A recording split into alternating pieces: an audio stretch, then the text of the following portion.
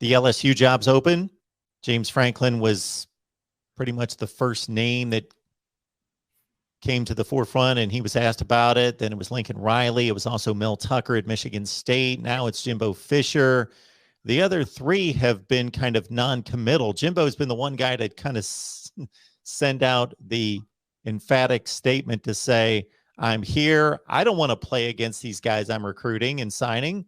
I'm not going to LSU. Yeah, he really, I think he's kind of tired of talking about it too. You could tell that this week that, the first answer he gave, one of the things he didn't come out and really say that he was not going anywhere. And I thought this was a lot more forceful.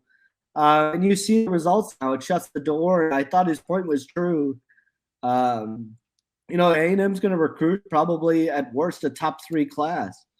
And, why would you want to go play against that? The guys like Walter Nolan that he just got to come to A&M. Why would you want to go play against them? And so that's really the one thing is, he was a lot more forceful this time, and that should start to silence some of the questions, and it helps on the recruiting trail. These kids see the reports on social media. They see his name continue to be at the top of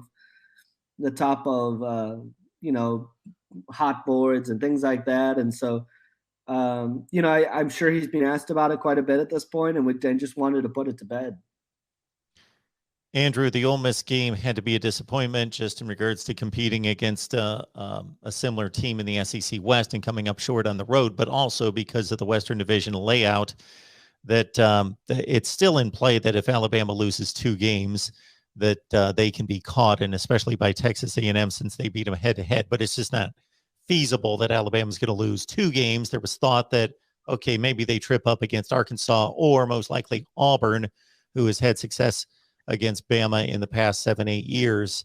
But so with the loss to Ole Miss, it makes it extremely difficult. And that was a game in which they were super flat to start out, down 15-0. They made a big rally and outplayed Ole Miss, but could not close it out. Yeah, they. I actually thought they were fortunate to be in the game at halftime when, just the way. If you look at that stat line, and I still have it up from a couple nights ago, and I remember seeing like 380 to 80 in yardage at one point. It was way out of hand. 408 to 91. It was 27 first downs or 23 first downs to just 5. They ran 58 plays in the first half to only be down 15-0. To be honest, A&M was fortunate to still be in the game, and it's a credit to the defense and not giving up and what they did just in terms of making the key stops and forcing key turnovers. It was a big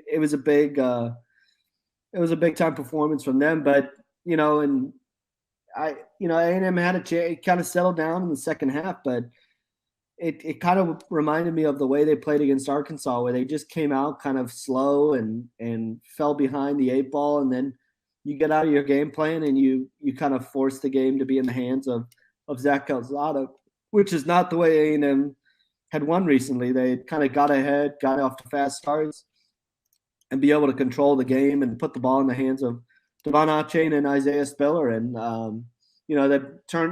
they were fortunate not to turn it over early on. That really kind of, helped give a chance in the second half. But they just left themselves too much ground to come back. And so at this point in the season, yes, mathematically possible, but not likely in any way, shape, or form to go to Atlanta. Jimbo Fisher still talking about a 10-win season being meaningful and finishing off with a bowl victory. Yeah, they still have a chance to get to 10 wins if they, can close out strong here with wins against Prairie View and LSU, and then obviously the bowl game. And I think that LSU game, speaking of recruiting, is pretty meaningful because A&M has a chance to beat LSU, once again, and then those two are going head to head for quite a few targets. And so, that's a big opportunity that there's still a lot to play for going on the road.